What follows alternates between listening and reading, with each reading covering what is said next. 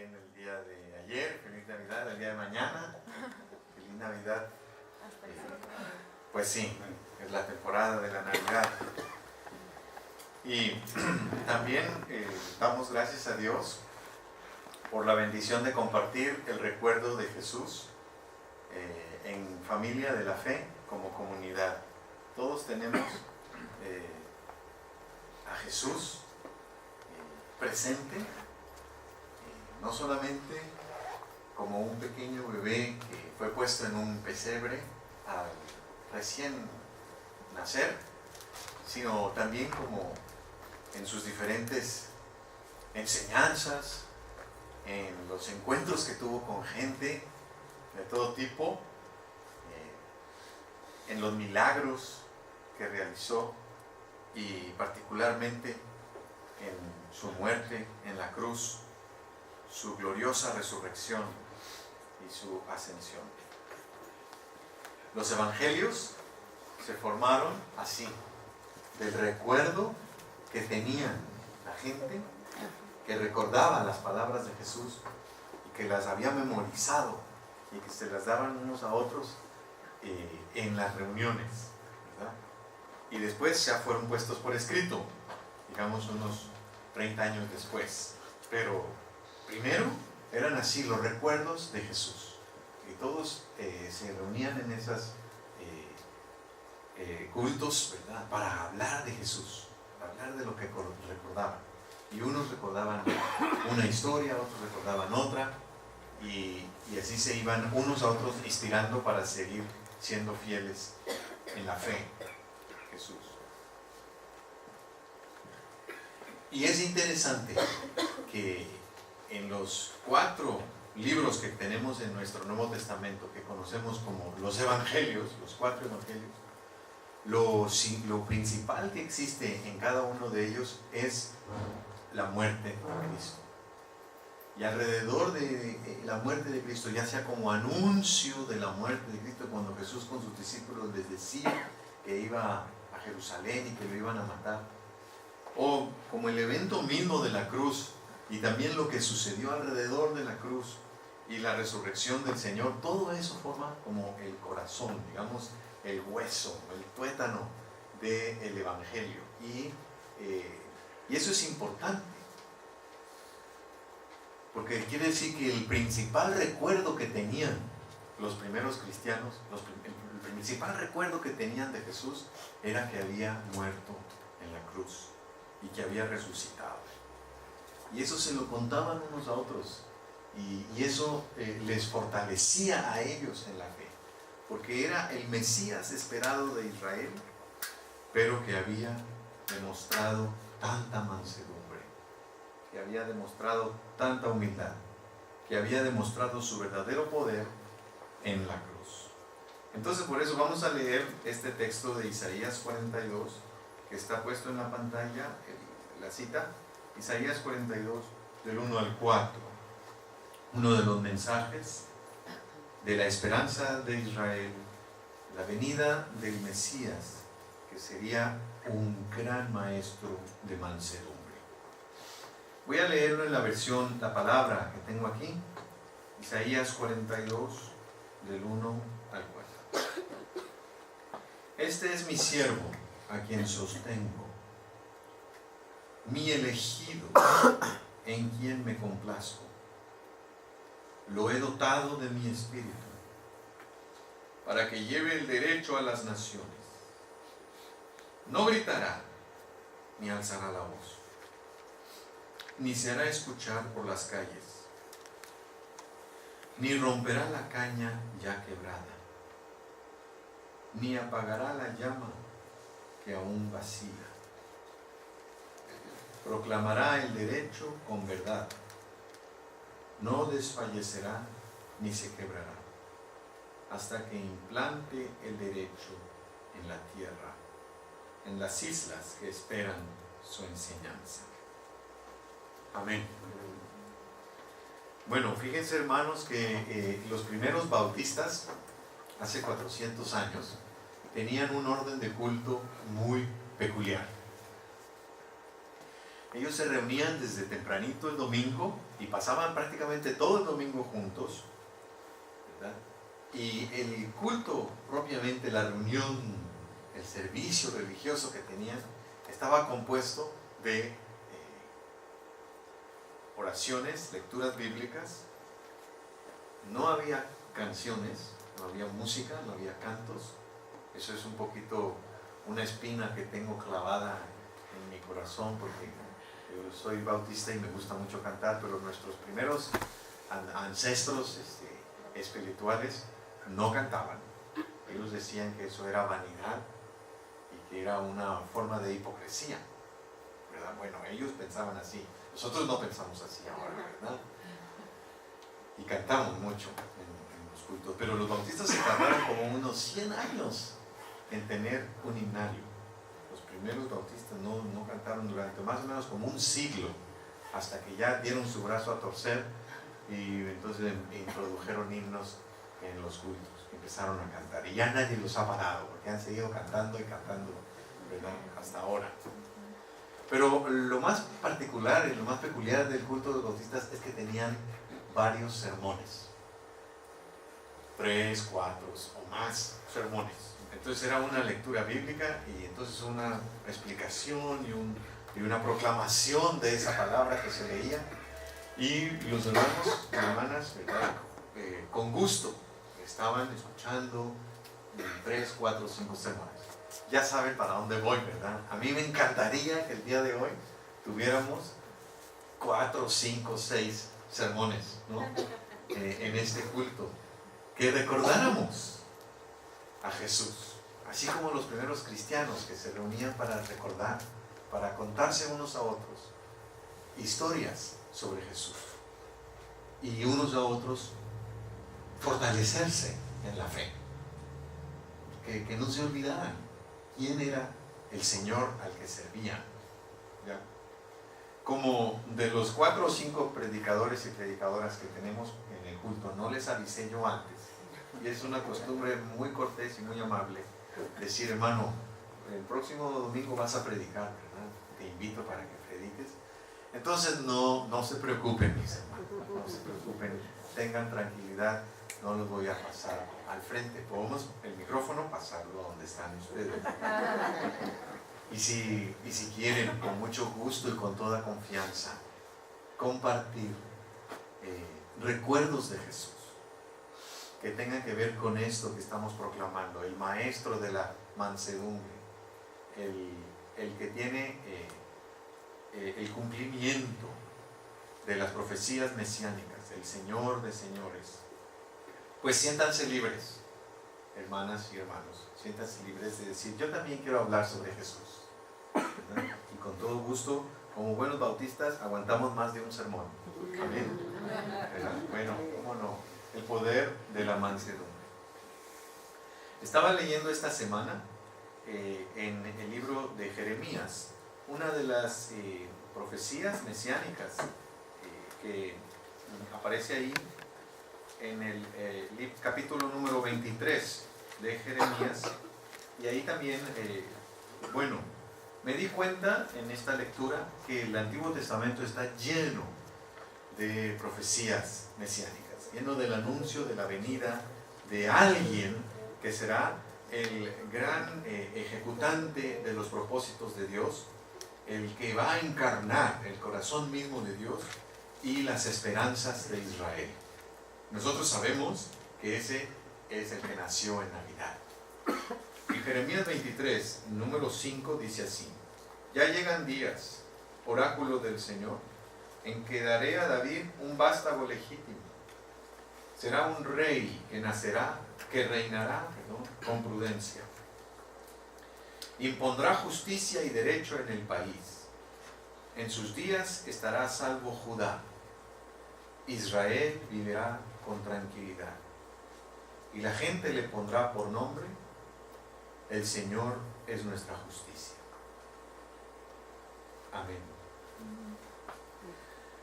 Y ahí se anuncia a Cristo, ¿verdad? Un vástago de David, que es el Señor Jesús, nacido de la descendencia del rey David, tanto por vía materna como por vía paterna. O sea, por tanto José como María eran descendientes de la casa de David. Y dice que iba a ser un rey que reinaría con prudencia, impondrá justicia y derecho en el país. Y un detalle muy hermoso de Jeremías 23, que menciona tanto a Judá como a Israel. Ya para el tiempo que Jeremías escribió esta palabra, Israel como reino había dejado de existir. Ya cientos de años atrás Israel se había desvanecido, los enemigos lo habían desintegrado.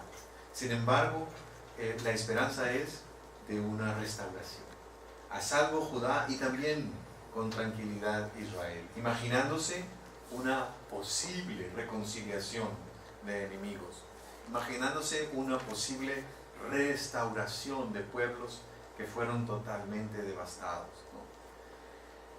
El Señor es nuestra justicia. Sin embargo, vemos que el retrato del Mesías en las diferentes profecías que hemos analizado en el mes de diciembre está como parcial, ¿verdad? Se muestra un perfil del Mesías en Zacarías, otro que está en Miqueas, ¿verdad? Otro que estaba en Isaías, ahora de Jeremías. Entonces lo vamos como armando, ¿verdad? Armando cómo es esa visión del Mesías en el Antiguo Testamento. El Señor Jesús se aplicó a sí mismo el título el Hijo del Hombre, que es un título que aparece en el capítulo 7 de Daniel, y aparece como un título especial del Mesías, que baja de las nubes del cielo y que le es dado todo dominio, todo gobierno, todo poder, toda honra y gloria a este Hijo del Hombre. Diferente a los monstruos y a las bestias que están en ese mismo capítulo, que representan a los poderes humanos, el imperio babilónico, el imperio persa y otros más. Pero este es Hijo del Hombre, él no es un transformer o un gran super robot o una bestia o un monstruo, es un ser humano que recibe todo el reino, todo el poder, toda la gloria. Jesús se aplicó a sí mismo ese título, el Hijo del Hombre. Y sin embargo, era cada vez que Jesús decía el Hijo del Hombre, sorprendía a los que lo escuchaban. Porque decía el Hijo del Hombre, inmediatamente los que habían leído Daniel 7 se imaginaban esa figura gloriosa que recibe todo el poder y todo el honor. Pero Jesús decía, el Hijo del Hombre no tiene dónde recostar su cabeza hoy en la noche. Y luego decía, el Hijo del Hombre no vino para ser servido, sino para servir. Y sorprendía, porque el Hijo del Hombre inmediatamente, para los que conocían a Daniel, imaginaban una figura gloriosa, de mucho poder, y resultaba que era alguien que andaba medio descalzo, con una sola túnica, ahora sí que no solamente 3 días sin bañarse, sino a lo mejor toda la semana, ¿verdad? Y realmente una persona pobre, ¿verdad? Y él decía, yo soy el Hijo del Hombre. Pero como ningún otro pasaje del Antiguo Testamento que habla sobre el Mesías, los textos de Isaías, a partir del 42 y hasta el 52, los cánticos del siervo, que reflejan un carácter manso y humilde. Y ahí es donde nos vamos a detener un poquito para reflexionar cómo realmente Jesús cumple ese retrato del Mesías que está en el libro de Isaías. Y aquí comienza en el capítulo 42 una serie de cánticos de una figura enigmática, de un siervo de Dios, que es distinto a un gran rey militar, a una figura celestial que merece toda la gloria y toda la honra. Este es alguien que es ungido por Dios, sostenido por Dios, siervo de Dios, y que Dios está plenamente complacido en él, que tiene el Espíritu de Dios y que puede llevar derecho y justicia a todas las naciones. Cuando nosotros entendemos la palabra justicia de la Biblia, entonces nos cae el 20, porque creemos que justicia es darle su merecido a cada quien, ¿no? Y entonces a lo mejor tenemos un poco de miedo. Decimos, este va a traer justicia, mejor me escondo, porque me va a tocar a mí también un garrotazo, ¿verdad? Que me lo merezco. Pero justicia en el Antiguo Testamento tiene también, principalmente, tiene que ver con darle restitución al desvalido, regresarle la dignidad a aquel que se la robaron. Entonces, por ejemplo, cuando recordamos los actos de Jesús, los milagros de Jesús, cada milagro de Jesús es un acto de justicia. Cuando Jesús, por ejemplo, enderezó a una mujer que estaba encorvada, Lucas capítulo 13, ¿verdad? Y Jesús la tomó de la mano y la enderezó. Más de uno, ¿verdad? A lo mejor nos hemos preguntado, yo voy a confesar esto, lo voy a confesar, yo me he preguntado, bueno, antes cuando no conocía bien a Cristo me preguntaba, ¿verdad? ¿Qué sentido tiene enderezar a una mujer? ¿Verdad? ¿Por qué? Si así encorvada, ¿no? Pues no está mejor ahí como está, ¿verdad? No está más cerca de cómo se calientan las tortillas en el fuego, ¿verdad? Y más cerca de quitarle los pañales a los niños. Está en su lugar. Especialmente una mujer así encorvada está obligada a mirarme para arriba, ¿no? Cuando me miren, si está así, pues me va a ver para arriba. Y yo que soy medio chaparrón, pues me siento mejor de que la mujer me mire para arriba. Por eso le pregunto a Jesús, ¿para qué enderezar a una mujer encorvada? Es un acto de justicia, porque le restituye la dignidad. Ahora, sí, así enderezada, resulta que es una mujer que muy probablemente, no lo dice el texto, pero muy probablemente resultó ser más alta que el principal de la sinagoga. Porque el que se enojó más del milagro ese fue el principal de la sinagoga, que empezó a decir, a ver, vengan por su milagro en martes, en miércoles, en jueves, pero no en sábado. ¿Verdad? Jesús le dijo, hipócrita, porque ustedes en sábado pueden desamarrar a su burro para ir a darle de beber. Y esta hija de Abraham, que el diablo tenía amarrada por 18 años, ¿no la iba a desamarrar yo en un sábado? Es decir, es un acto de justicia. Cuando entendemos los actos de Jesús como actos de justicia, entonces vemos cómo realmente Jesús es el que lleva el derecho y la justicia a las naciones. Le restituye la dignidad a los que han sido desprovistos de ella, especialmente a las mujeres, a los niños, a los leprosos, a los ciegos, a los pobres, a los enfermos. Además dice nuestro texto que él iba a ser una persona, dice, no gritará ni alzará la voz. Eso, ¿cómo nos habla tan fuerte en esta cultura nuestra, regia y norteña, en donde uno tiene que hablar golpeado y tiene que demostrar quién tiene los pantalones, ¿verdad? Y gritar y golpear los muebles, ¿verdad? Y pensar que así se demuestra la fuerza y el poder. Y el Mesías dice, no gritará, ni alzará la voz. ¿Nos podemos imaginar la clase de carácter manso y humilde de Jesús? Y que es nada menos que el Rey de Reyes y Señor de Señores. Como diríamos en México, el mero mero, ¿verdad? El que no hay nadie más arriba que él. Y es una persona que no necesita gritar ni alzar la voz. Y dice en el versículo 3, no romperá la caña ya quebrada. Ya que está quebrada la caña, una ramita, lo más fácil es arrancarla. No, pues tiene un carácter tan humilde, tan manso, tan bondadoso, que la caña, la ramita que está quebrada no la romperá, sino que va a hacer lo posible por enderezarla y que sobreviva esa ramita quebrada.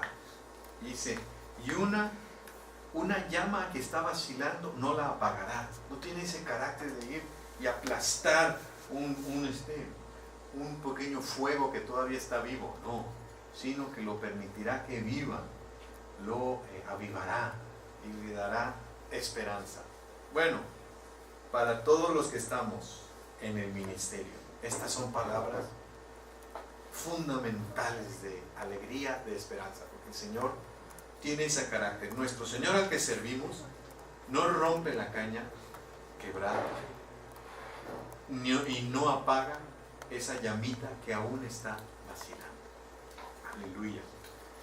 Y esta misma serie de cánticos del siervo culmina con ese capítulo 53, ¿ya? Que no podemos dejar de decirlo. Es el que más conocemos de todos los cánticos del siervo, el que habla de cómo Jesús cumple estas características descritas aquí, que Él fue maltratado, humillado, pero Él no abría su boca. Como un cordero fue llevado al matadero, y como oveja a los trasquiladores. Detenido sin defensa ni juicio, ¿quién se ocupó de su suerte?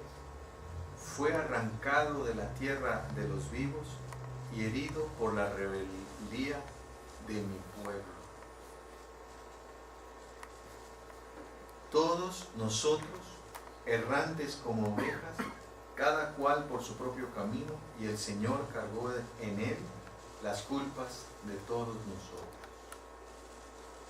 Fue herido por nuestras faltas, triturado por nuestros pecados, aguantó el castigo que nos salva, y con sus heridas fuimos curados.